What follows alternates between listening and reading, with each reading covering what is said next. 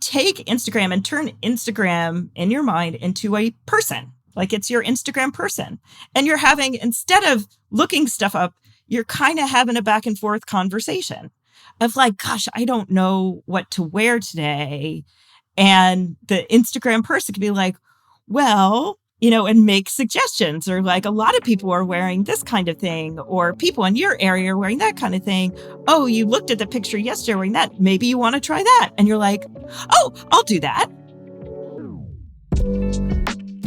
This is Samantha G Wolfe talking about how we will shop in the future and what opportunities this brings for brands. She's my guest for this episode of Lives of Tomorrow. Now, Samantha runs and is the founder of PitchFWD, a consulting firm that helps navigate the world of new and emerging technologies. And one of the predictions from PitchFWD, and also one of the things that we at WGSN mention in many of our forecasts, is that we will use avatars to do most of our shopping, and brands will have to find ways to interact with our avatars in the future. Something called direct-to-avatar economy. And that's the topic of today's podcast. I'm Carla Buzasi, CEO of WGSN, the world's leading trend forecasting company, and you're listening to Lives of Tomorrow, the WGSN podcast about how we will live our lives in the future. Samantha, to kick things off, could you introduce yourself to our listeners? I'm Samantha G Wolfe. I go by Sam generally, but I focus on emerging technologies and sort of the communication and making sense of emerging technologies. So that can vary from brand strategy and marketing strategy with new technology companies, sort of emerging technology companies. I'm an adjunct professor at NYU. I teach a bunch of different classes. The one that's sort of the most relevant to this in the avatar and virtual beings class, in addition to a business of the metaverse and marketing emerging tech. And I've co-authored a couple of books, most recent of which is Metaverse, See Beyond the Hype, because all of it is just that sort of sense making of new technologies. Do you know what? I don't think I've ever heard anyone call them virtual beings, which is weird. I mean, I talk about the future all the time. I really like that. I prefer that. Well, I think that, some of it is in that sense making. I like to break things down, even if it's not perfect, even if the Venn diagram overlaps. I like to think of avatars as representations of yourself. And whereas a virtual being is something that is more autonomous, semi-autonomous, that doesn't exist in the real world. And so, although with a virtual being, but they overlap. I like being at the beginning of things, and I like to help people sort of accelerate the understanding of what they're doing, making it much, much easier for people to understand the value. So just to pick a starting point, at WGSN, we've been talking a lot about the direct-to-avatar economy. You're an absolute expert on this, but there are going to be some listeners who are like, what on earth are you talking about? So for someone for whom this sounds sci-fi, weird, what is the direct-to-avatar economy? To me, it's just like an avatar ecosystem is more what I think of it as, this idea. And usually people, if they're not familiar with emerging technologies, they definitely are familiar with gaming, yes, or they're familiar with like a Bitmoji on Snapchat, like anything where you're creating a character, a digital character of yourself. So if you happen to have kids, you've probably heard of Roblox or Fortnite or anything, and you're creating sort of versions, Roblox in particular, of yourself that you're playing. And what happens within those games is that you create what they call skins, which is just basically outfits and what hairstyle or whatever. And sometimes, to a certain degree, they end up being free, but sometimes you're actually paying for it in addition. And that economy of paying for it, spending like what is now billions of dollars on skins, on hairstyles and whatever, is what they call sort of a direct avatar economy. You're not spending it on physical goods, you're spending it on digital goods, but digital goods that you would wear in the broadest sense of even your, what they call emotes, which is basically your dance moves. You might have to pay for certain dance moves. So it's your, I guess to recap, it's the money that's being spent to define avatar outfits, looks, whatever. And it's billions and billions of dollars. had a really interesting conversation with someone who works for a very well-known beauty brand. And she was trying to persuade their CEO to sign off money for a certain kind of investment. And they said, we just, hey, the metaverse isn't really going anywhere and this economy is not that big. And so she said to them, what did you buy your kids for Christmas? And it was Robux. Yeah. And so, it was like, oh, okay, this is all the same thing. This is all the same thing. And it was a good kind of confirmation in her instance when she was lobbying to get something done. But a reminder for all of us, this isn't something that's just a flash in the pan. Huge amounts of money, millions and millions is being spent, and probably out of our own pockets, even if in some instances, depending on ages, although it's not all about ages. Which brands do you think have actually taken all the best of the new technologies that are available and created something that really resonates with a consumer and does make I guess expands our minds? For me, it's anybody that's trying to do something a little bit different or innovative, trying to integrate more than one technology. Those are the ones that I'm like, oh, that's fascinating. I wonder if you could do it in this other industry or this other place like that. I think that people forget that innovation sometimes can just be taking one industry and applying it to your own. Do you think there's anyone, and that could be individual or company, that's doing good in this space, that's making the world a better place through the use of these new technologies? I think that there's a lot of companies that want to. I think there's organizations that do. There's an organization called Games for Change or XR for Change that does that. I think that there's right now a lot more of the funding of creative change makers to make things in this space, as opposed to creating an experience that gets you to come out and donate to something or be more involved in something. Like, I think in that way, yes. In the Avatars and Virtual Beings class, I teach it at Steinhardt at NYU, and there's a lot of people that are very politically active, interested in lots of sort of changing the world. And so what I did for our final project is I said, if you could create a virtual being for good, like what would it be? And let's say budget's no object, that you can just let your creativity flow. And what I found over and over again, and maybe this is a little depressing, is that most of them end up coming up with a therapist, like an avatar therapist, or like an older sister or brother, or somebody that they can talk to, have a back and forth to help with mental health. And so I feel like if most of the students are looking for that when they get to create anything, I think that they'll probably be that kind of use case. More, it can't just be that they want it. There's going to be people that are going to be creating it. And there already are. There's some apps that will, like, sort of AI-based apps that will talk back and forth to you from a mental health standpoint. God, it's really interesting. It's telling us a lot about the world at the moment, right? It is. And so when people complain about Gen Z and say, like, oh, they're so this, they're so that. And I'm like, actually, they're kind of looking to figure out what to do in the world and need some extra help. And you can't kind of blame them for what they grew up in. So I think for me, the for good is hopefully helping that generation feel more confident in themselves and figure out how to make change in a way that doesn't feel so overwhelming. I'm going to do some quick fire get to know you answers. So a little bit of a change in, well, maybe not change in tempo, but certainly change in questioning. When are you happy? My favorite time is really if I come and talk to somebody, they go, this technology has nothing to do with me. And I go, well, what do you do? And then start asking some questions in order to figure out where and how the technology could change what they do for better. And until they get to the point, and usually it's not that long, where they go, oh, I see how that could help. I see where that could get me to, how that might change what I do. However big or small, what one day-to-day life hack couldn't you live without? Headspace meditation in the morning. Perfect. What was the last TV show that you binged and had to recommend? I'm watching Dark Matter because I like quantum computing and people's pretend views of what superposition and quantum computing are like. Murder at the End of the World was also sort of similar. When and how do you prioritize yourself? There is this thing which is kind of great in emerging tech where you got to sort of believe your gut.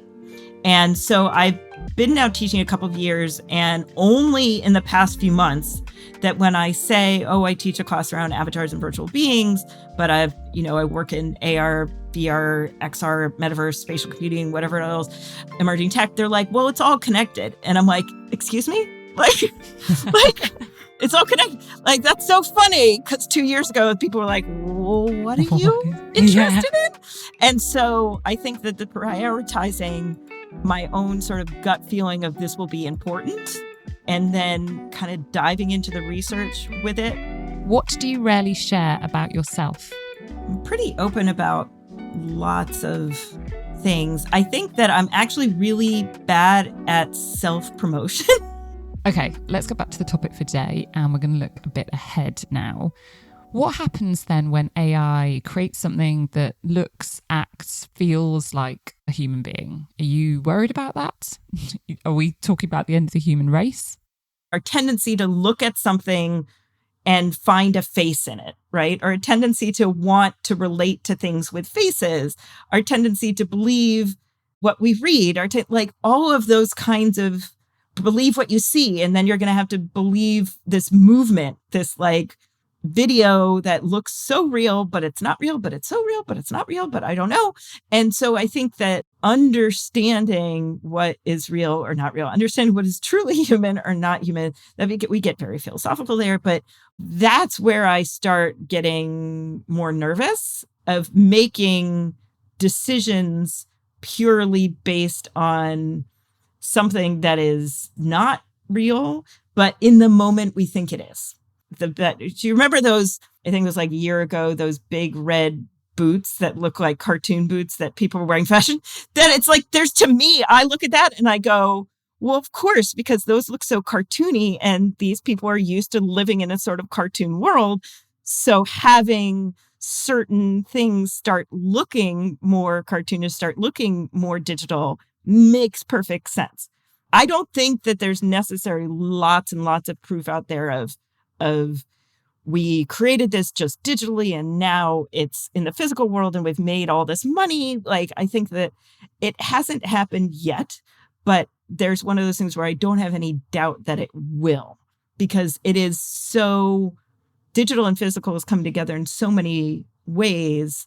Even just the idea of, if you're not super technological, if you're not always in games, just think about how much the digital world influences your physical, like just Instagram and Snapchat, and you're like, oh, I'm going to have a Snapchat filter, see what this hair color looks like, or with this eye makeup. Oh, and now I'm going to go buy it. Well, now take that and say you're spending most of your time as this avatar of yourself.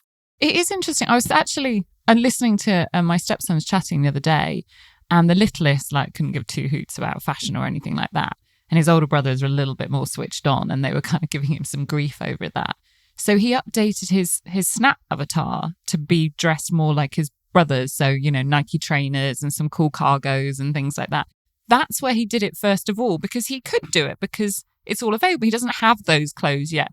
Now he's created this persona. Now he wants to borrow his brother's clothes that look like that. But there wasn't a sort of thought process that, oh, I will try it out over here. It was just that's what was available. So of course, that's where you experiment. There's Roblox puts out research reports sort of around this and around the behavior. And it is probably the most dense in a good way report, talking about all the influences. And granted, that's just one platform, right? So you can't say, oh, that is 100% true for every other platform. But I love looking at that report and diving in and being like, oh, all these things are true. And you can wear the big fantasy gown or whatever it might be in Roblox, but then there are things that you might want to do in real life later. I remember I went to switch to virtual reality, and I went to a virtual reality meetup, and I did this kind of hairstyle that had a shaved head on the side or whatever. And I had so many people come up to me, because I do think that if you're not 20 Yeah. let's just say that you tend to create avatars that look a little bit more like you. But I experimented from a hairstyle standpoint, and I had many people come over to be like, Sam, you should totally do that hairstyle. Should totally shave the side of your head. And I was like, it's not going to happen, but maybe if I was 20, I would do it. But it does have this kind of influence on you. So if we're shopping for our avatars, or our avatars could be shopping for us, are they going to be looking after our kids? Are they going to be managing our love lives? I mean, where does it end? It depends on how much you already think that looking at Instagram stories is influencing parenting decisions or what you wear, right? You just sort of take that and say, well, what if it, and I like to do this, especially as it relates to avatars and virtual beings. Like, okay, let's assume Instagram truly influences the way that you parent and what you wear. Now take Instagram and turn Instagram in your mind into a person. Like it's your Instagram person. And you're having, instead of looking stuff up, you're kind of having a back and forth conversation of like, gosh, I don't know what to wear today. And the Instagram person can be like, well, and make suggestions, or like a lot of people are wearing this kind of thing, or people in your area are wearing that kind of thing. Oh, you looked at the picture yesterday wearing that. Maybe you want to try that. And you're like, oh, I'll do that. Or Instagram, I'm having issues with my son. He's doing it. Well, all of our contributors have said this thing or that thing. And then you're like, was that helpful? Was it not helpful? And then that kind of personalized interaction might not be, it just doesn't seem like it would be that far off. We're understanding now where it works and where it doesn't work. And I think that using not all of the data in the entire world, but instead limited data right now, companies are using like their own data within their company to create AI that's proprietary AI for their clients, right? And then so next, it's probably a smaller group. And then next after that, it's like individual use cases. And how long does it take to get there? Your guess is as good as mine. Everybody in emerging tech likes to say 3 to 5 years. Just wait, just look at 3 to 5 years. And it'd be like, but the 3 to 5 years, they'd say that next year too, until it actually happens. ChatGPT came out while I was teaching one of these classes. And I just had to like change a lot of the class, and all this generative AI imagery, which is moving to generative AI video. And so you take that generative AI video, you add it with the AI beings or co-pilots or whatever you want to call it. And the creation of the Instagram person or virtual being is not that, like, I'm not talking 20 years from now. It's very, very close to possible right now. I think that maybe they'll end up being, if we're talking commerce, like you have to pay to get that. And then eventually it becomes so ubiquitous that you're not paying for it. Do we want to trust that virtual being of Instagram? That's the same way, I guess, of like, do you want to trust any of the technology now? I think. Well, do you want to trust search? Do you want to trust technology we've relied on for a long time now? We have decided to trust it because we use it every day. I always get the like, is this going to lead us into some horrible dystopic future? That's where people tend to go. And I'm like, in as much as we as humans do that, not in as much as the technology does that. If we trust these virtual beings to tell us only the truth, then yeah, which is that, that's the internet, that's social media. This is the kind of thing. And so it's almost like a different kind of platform, but I consider it part of that digital future, that if the world around us is becoming more digital, that's why I became interested in all this in the first place, is what happens to individual people and what happens when that AI becomes more person-like or being-like. Are you more positive or anxious about the future? I think when I started learning about new technologies, I was really positive. And then I got, I go through a phase of being negative. And there's also this kind of other curve. I love my curves, which at the end, like when somebody knows something really, really well, after they say, I know everything, I know nothing, then they go, it's complicated. And I'm at that stage where am I positive or am I negative? No, it's complicated, which is there's a lot of things that are amazing. You're not going to be able to stop the innovation and the direction that we're going, but we need to be more aware than ever before of the negative impact of these technologies. Don't collect all the data. There's going to be so much data and so much personal data that if you're an executive there, don't collect all of it. Figure out how much, where, when, for how long. Trust and safety is going to be more important than ever before, because there's just going to be so much data about ourselves and about the world around us. So that's where I end up going, it's complicated. Thank you to Samantha G Wolfe for joining us on Lives of Tomorrow, founder of PitchFWD, talking about ways that consumers will shop in the future and what opportunities this brings for brands. Next week, WGSN's Create Tomorrow podcast is back with another episode where our experts discuss the future of festival fashion. If you've got any inputs for me to consider, or maybe even know a good guest that you'd think people would love to listen to on this podcast, then please send an email to lives@wgsn.com. I'm Carla Buzasi, CEO of WGSN, and I'll see you next time.